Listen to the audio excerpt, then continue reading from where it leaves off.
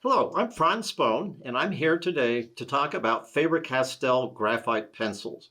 They're premium, they're high quality.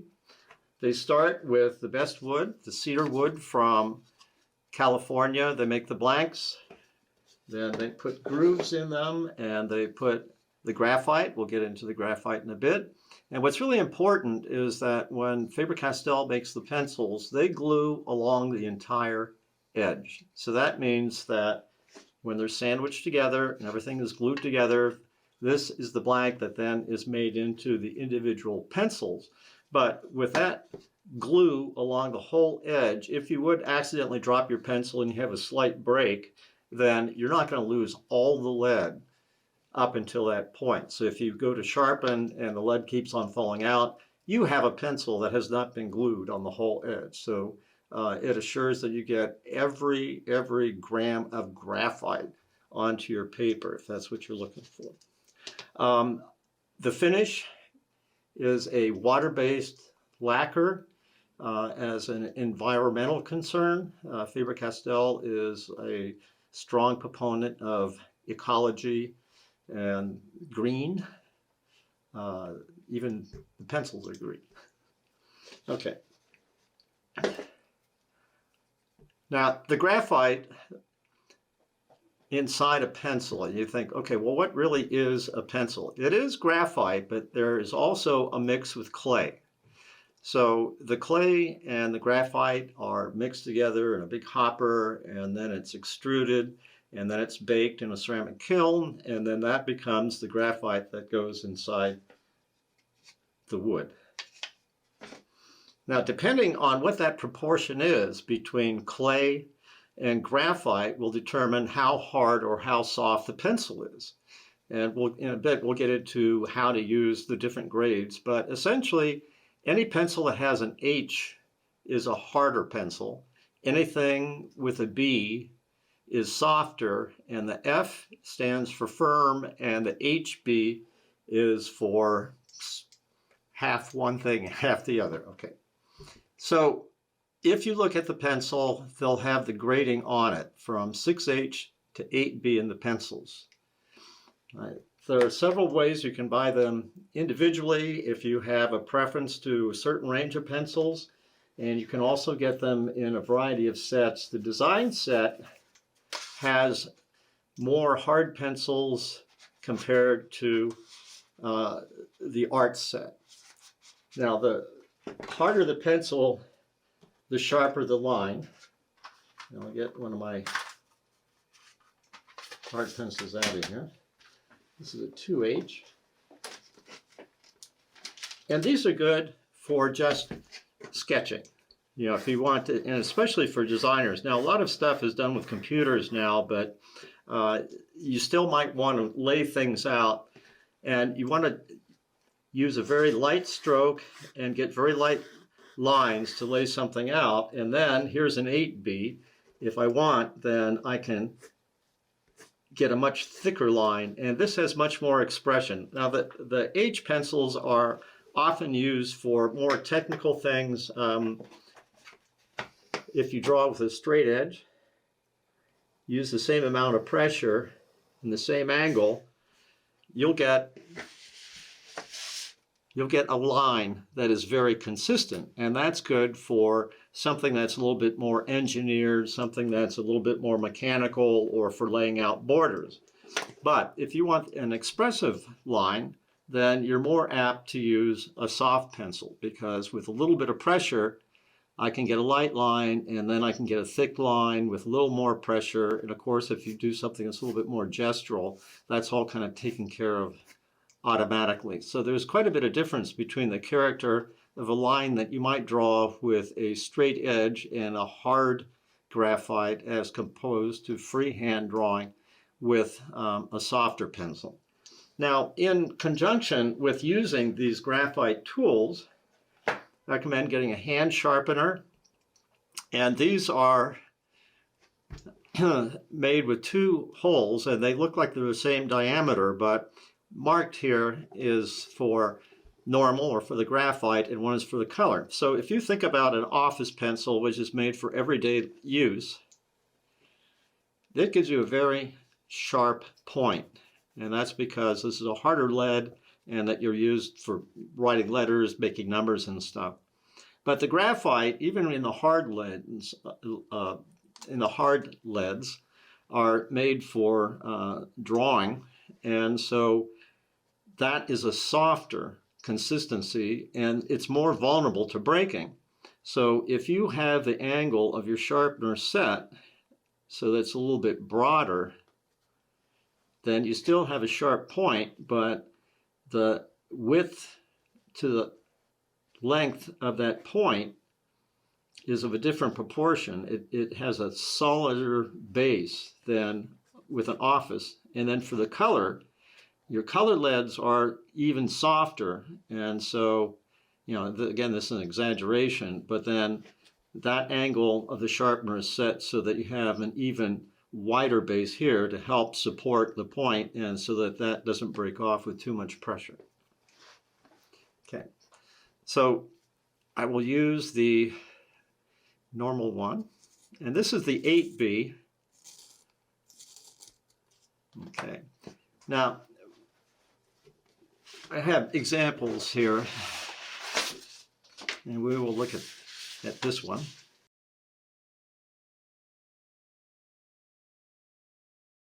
All right, and here's my model. This is part of the Lewis chess set.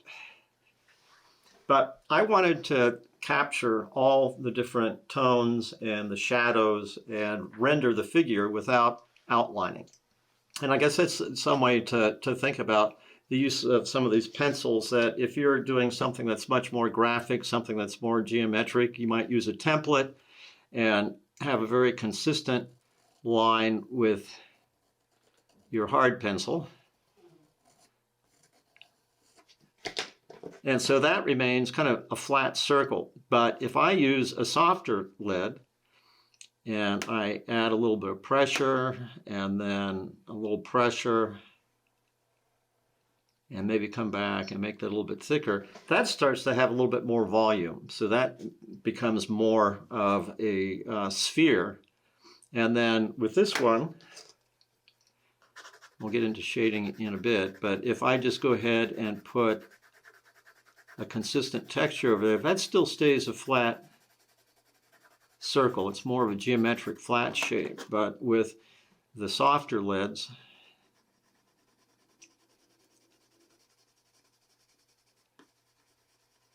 I can start to shade it, and that becomes much more volumetric. Now, if I want to, I can also kind of indicate where that circle is and not even outline it, just have an indication of it. So then when I put the shading in, your eye fills the rest of it out and it becomes much more volumetric. So depending on what type of drawing you want to do, the soft leads are good for this type of rendering, and the harder leads are good for lighter tones. Now, in terms of the tonality of what you can get from each pencil, maybe this is a good time to talk about that, because in order to render this particular figure, so I get some sense for the light and the shadows and the form, I had to use different pencils. So each pencil kind of has a range. We'll start with the 2H because I already have it out. And the way that you use a drawing pencil is often, you could, whatever's comfortable for you, but I recommend not holding it like you're going to write a letter. It's much better to kind of, in my estimation, to hold it closer to the end and just let the weight of the pencil control how much is going down on the paper. So this way, if I barely touch the point to the paper, I'll get a tone. And if I put a little pressure, now if you're up close and you're choking it, it's harder to make a differentiation between one pressure and the other. It's still going to make a mark. And the other thing, a word about paper, for pencil graphite work, I like just a general rag paper that has a slight tooth to it. Nothing too smooth, nothing too rough. You know, kind of like Goldilocks and the Three Bears. I want the paper that's just right. All right. So I'm going to start again with my little value thing. So I can I'm trying to maintain the texture of the paper. I don't want to scar the paper. If I use too much pressure, it'll be hard to erase.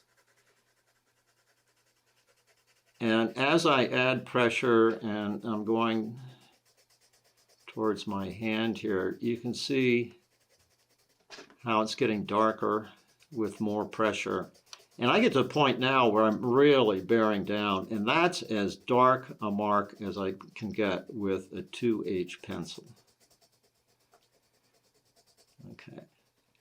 And that's because there's so much more clay mixed in with the graphite. So a 2H pencil will give you a range that, I'll come over here and maybe do something. You can go from the white of the paper with just a little bit of a tone to a lighter gray, and then this is dark as that one gets.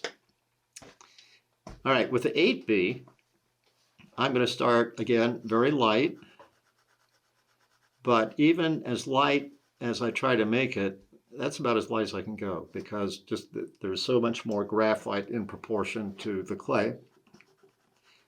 And then as I add pressure, I can get a really, really rich black. So I can kind of start here, and there are other grades, like there's a 2B, a 3B, 4B and stuff that would pick up a little bit more seamlessly, but going from a 2H to an 8B, that's kind of the range that you have here. So in my example here, I used HB pencils in through here. I never really got into the H pencils. Well, I used an H pencil to kind of sketch the piece out and then built up to using an 8B for the richest black. Now along the way, you might notice there are some little smudges and stuff. What I recommend doing is taking a blank piece of paper or a piece of tracing paper and put it underneath your hand so that as you work over it, you're not going to be smearing the graphite. And that's when the erasers come in. All right, so I noticed I got a little smudge there, and I've got my eraser now. Because I didn't damage the paper surface, that comes right off with a kneaded eraser. And we'll do something a little bit more specific to the eraser here. You can take an 8B, and I'll build it up. And you can see the texture of the paper. And I want to try to maintain that in the gray areas. And then if I want something that's really rich in black, again, I use more pressure, and that kind of forces some of the graphite down underneath the top grain of the pencil, of the paper. All right, we'll keep on moving across here. Okay, then, and kneaded eraser, as I knead it, like dough or something, that's why it's called a kneaded eraser. It is a little bit tacky. When you pick it up, it feels just a little bit sticky, and that's made so that you don't necessarily have to bear down on it. If I want to make some light moderations, or if I want to take care of something without smearing it, I can just tap it. And so the stickiness of that kneaded eraser will pick up the graphite, and so I can alter tones in a very subtle way if I just barely tap it. In the border of my drawing there, I could actually, you can use it like a regular eraser, and it picks up because it's sticky, but you can also make very light variations. Now, an alternative to that is a vinyl eraser, much harder, and this is for heavy-duty work, or something that's a little bit more precise. So if I want to actually draw into that with a little bit of pressure, I can go back and forth, and I can make more dramatic changes than the kneaded eraser. Okay.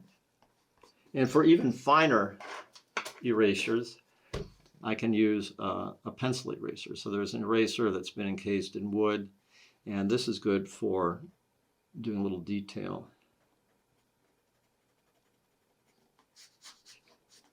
Okay. So the sharpener, erasers are good auxiliary materials to have. And if you want a really fine point, if you have really fine detail, you can get a sanding pad. This is just a real fine sandpaper on a convenient carrier And then when this gets filled up, you can tear it off and use another one. But once I've sharpened my pencil,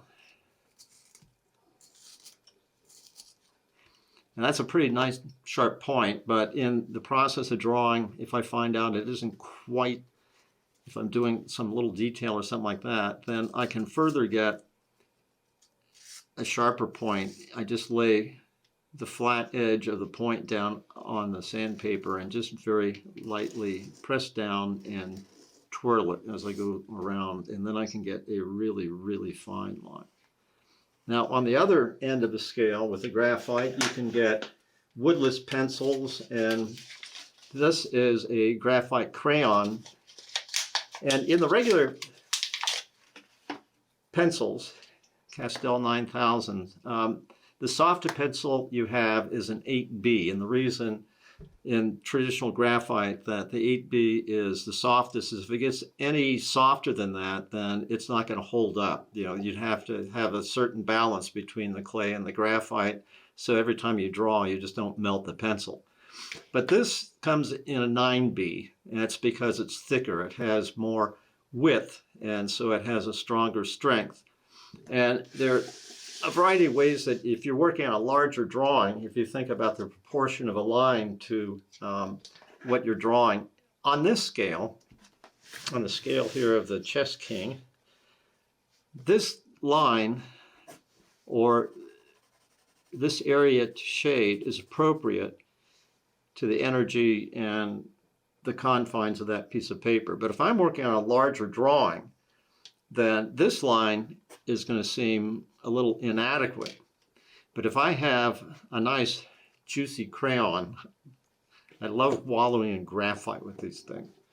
Okay, so then when I draw a line like that, it's much thicker, and if I want an even thicker line, I can wear that point down a little bit. But not only do I have the point as a way to draw, it's a hexagonal, and I can go on the side like that, and I get a really thick line that way. And then I also, since it doesn't have a wood on it, I can use it for a whole surface.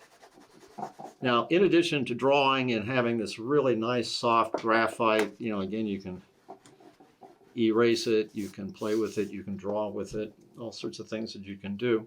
But I also use this to make graphite transfer. So I have another drawing that we'll get to, but since we're talking about this graphite, I had sketched my main character off on a piece of paper that was sketch paper, and I wanted to transfer it to a better paper. And so I took another piece of tracing paper, and I took my 9B, and I really covered the tracing paper up. And now this is the way that I could transfer my original drawing onto another piece of paper. So it's just a matter of putting the graphite side down and then taping this or making sure that that's secure. You'll notice I use one of my polychromos. I use a colored pencil so I can see a little bit more where I've traced, but we'll use one of our pencils here, but use, you know, an HB, something like that. And so what I'm doing is transferring, and I don't want to really bear down. This is soft enough that it takes very little pressure to give a line that will give you a nice guide to what you're going to draw. If I press down, then it's going to damage the surface of the paper, but if I'm using very little pressure on it, then it transfers the graphite. Now let's get his eye, because that'll be really obvious. And as long as this doesn't move and I'm consistent with what I'm doing, then you can see that it's a really good way to transfer it. Now, what's good about a graphite paper is that you can erase it. If you use a carbon paper, something like that, it's very greasy and it will mix with your materials, especially if you're using lighter yellows or something, it'll go green. So I have enough of the graphite there that it will show me what's happening, but I have a little excess, so I can take my kneaded eraser, which is very sticky, and I can keep on dabbing on it until I just have a tiny little trace of the graphite that's there. So then if I come back and let me get a sharper point on this.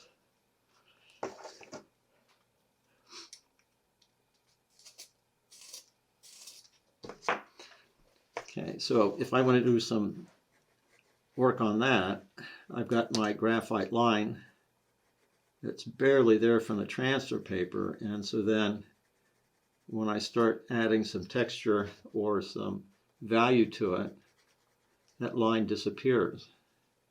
So as opposed to having like a real heavy line, which will kind of flatten it a little bit, I can have just a trace after I've transferred it with my graphite transfer paper that I made with the 9B crayon.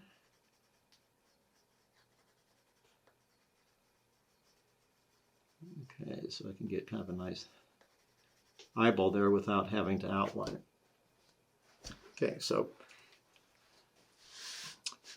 okay, all right. So in summation, we have the line of pencils